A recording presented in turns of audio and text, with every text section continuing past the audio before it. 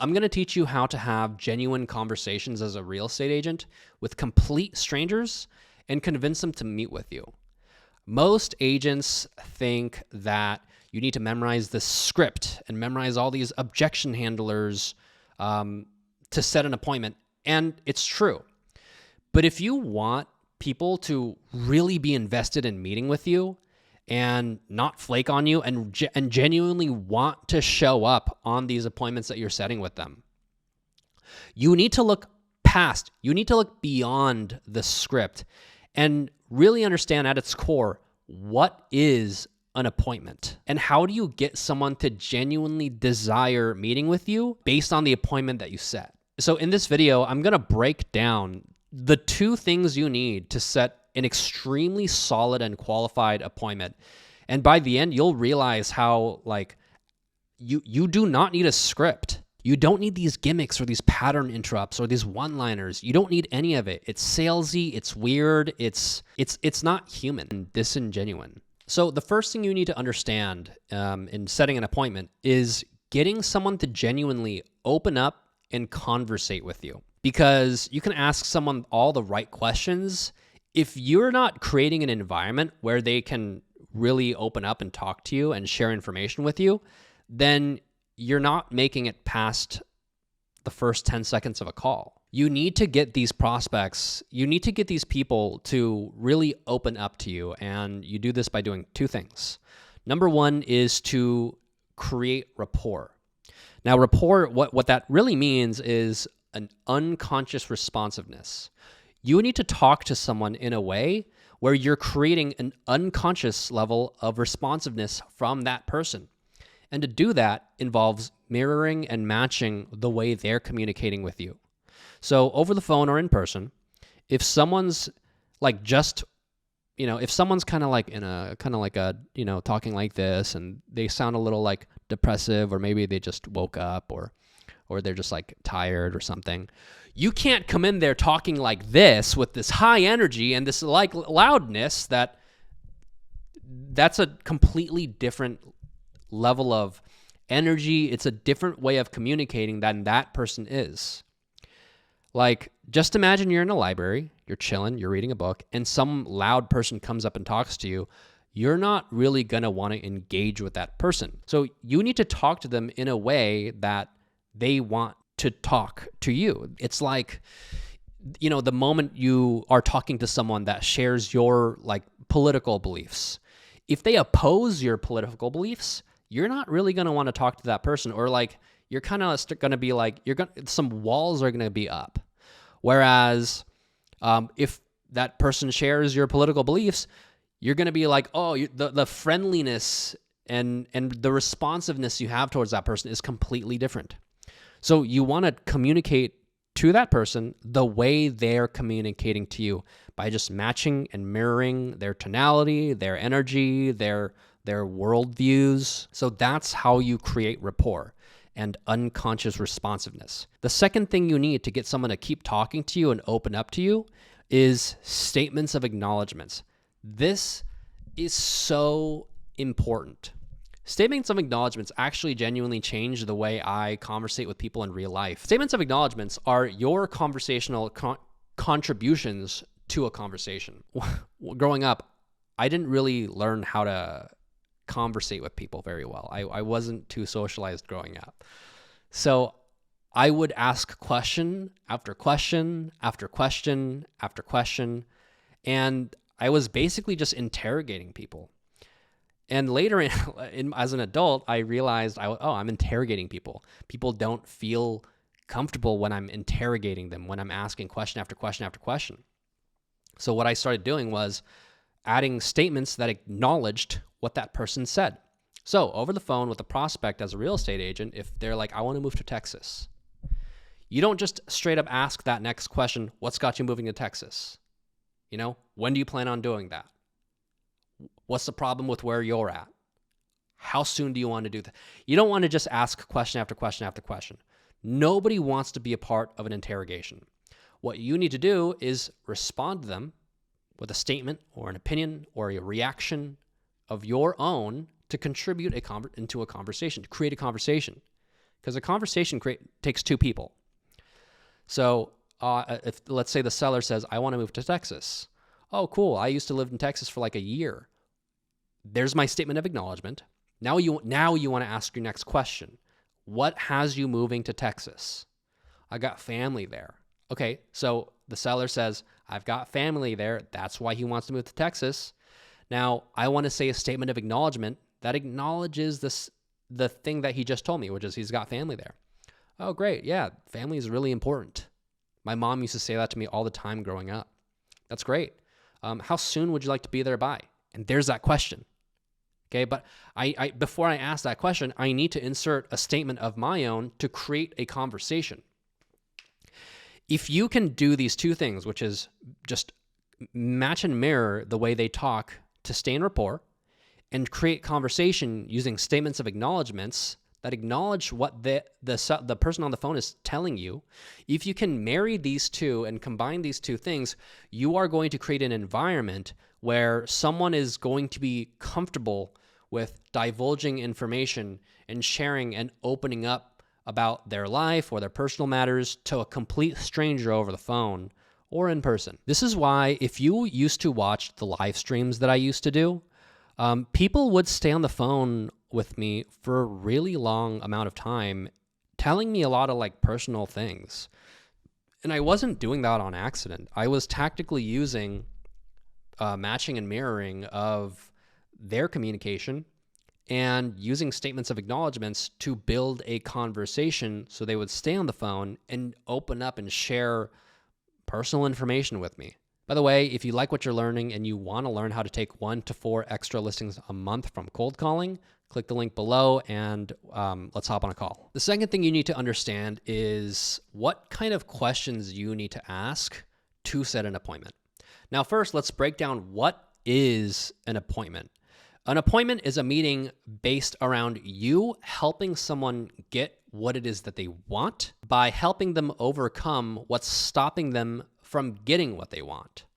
AKA, if you really boil it down, it's motivation and problem. No matter if you're at an open house or cold calling circle prospects or expireds, or you're door knocking, or you're taking a Zillow lead, or you're getting your leads from wherever. No matter who you're talking to, the person on the phone has a desire and a problem that's stopping them from getting that desire. And the appointment is set based on you helping them get the desire and by overcoming the problem that's in the way. That's why you're there. So I've broken down my framework of conversion in past videos, but I'll do it again. On a call, there's like 4 sequences you need to hit. First is the intro of the call. Now, you don't need a gimmick or a pattern interrupt. The moment you start thinking that way, you're being weird and not normal. You just have to be a normal person. I can't believe I have to say that. But you're just saying, hey, my name is blank. Hey, my name is blank with blank company, and I'm calling about blank. Just get straight to the point. You don't need to freaking do this weird gimmick or like this thing to keep them on the phone. They'll stay on the phone if they're actually interested in the thing. And just because you do some kind of pattern interrupt isn't going to get them to stay on the phone any longer if they're not interested to begin with. It sounds something like, hey, Bob, this is Aaron with eXp Realty. I'm calling to see if you had any plans on selling your home in the future. And if he does have plans, this moves us into the next step, which is their motivation. And motivation questions are things like, what is your plan? What has you thinking about moving? Where are you planning on going and why? What would that do for you to move there and do that thing? What would that do for you? What is the whole purpose of this move? You need to understand all of this, which is their motivation. So if they say, yeah, I do have plans to move, my first question is like, great, what has you thinking about moving? What's your plan? Oh, I want to move to Texas. Okay, so Texas is the location of where the motivation is. I want to dig a little deeper. What's in Texas? What happened that made you want to move to Texas? Oh, I want to move there to be closer to my family. Oh, cool, family. Really important. My mom always taught me family is the most important thing.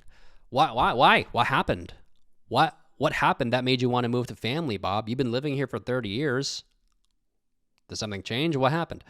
Oh, my daughter now has a grandkid and I want to be there to be a grandpa. Okay. So there's his desire, his like root or core desire. His motivation is to fulfill a role as a grandfather. So he's moving to a whole nother state.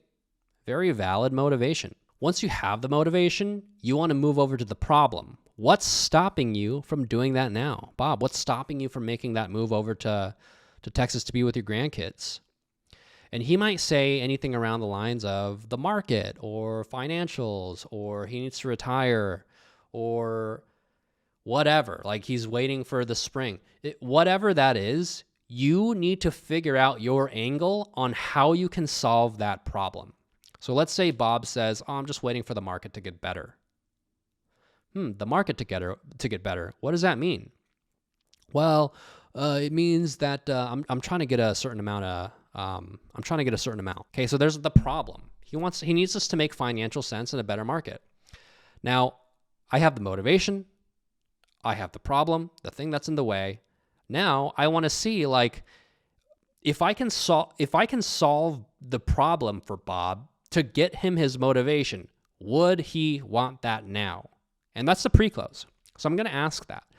So I'm going to say, Bob, it sounds like you've made the decision you want to make this move over to Texas to fulfill that role as a grandfather. Bob, if we can make this make financial sense now, is that something you'd be interested in? Like, is this something you would consider doing sooner? Like, if we can make this make financial sense, Bob, would you want to move over to your grandkids now? And Bob might say yes. Okay.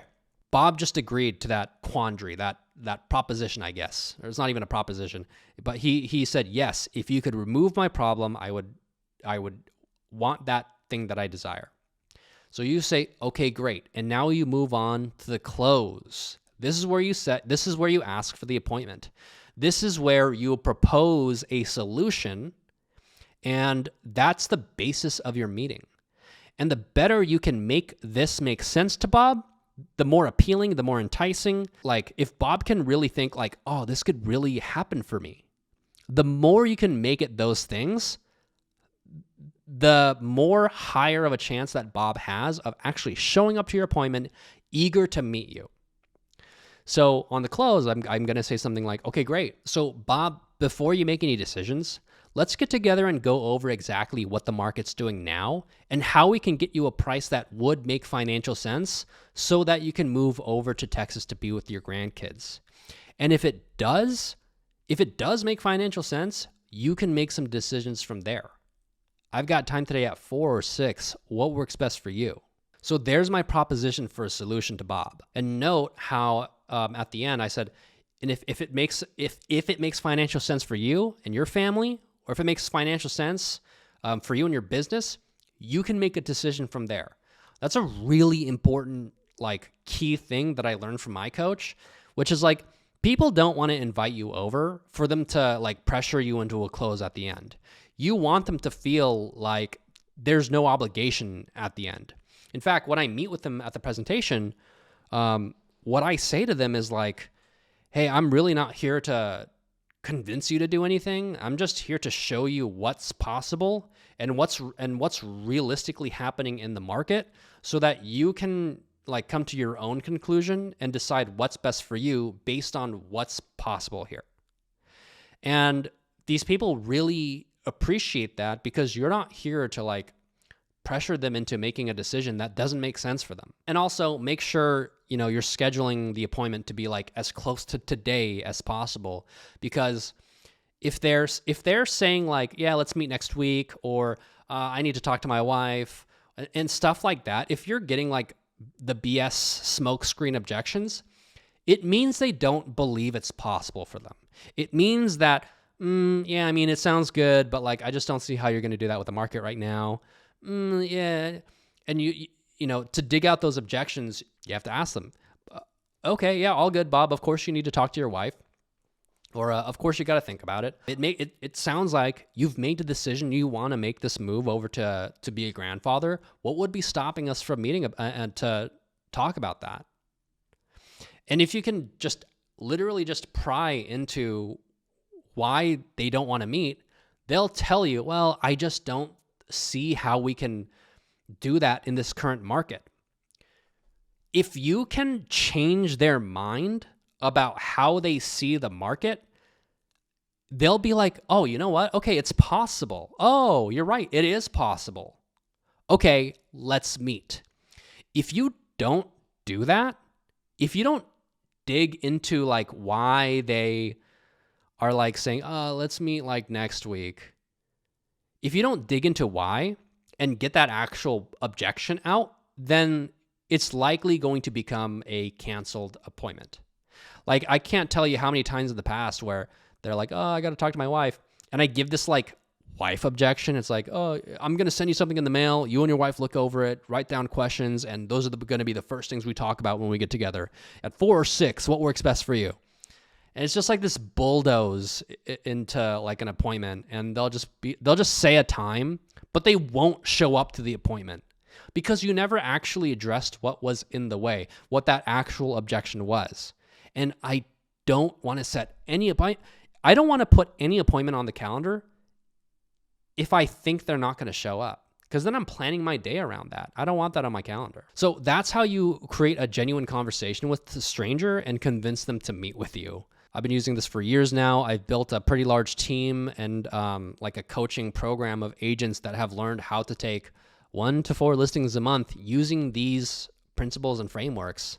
And if you want to work directly with me to learn how to do this for yourself, click the link below, book a call. You're going to be talking with me, and let's talk about whether it's a good fit. Otherwise, I've got a bunch of other YouTube videos on my channel that teach you how to do this. I hope you enjoyed this video. In fact, if you made it to this point, I want to know who you are. Like, I want to know who made it to this point. So in the comments below, say, wow, I can have genuine conversations now.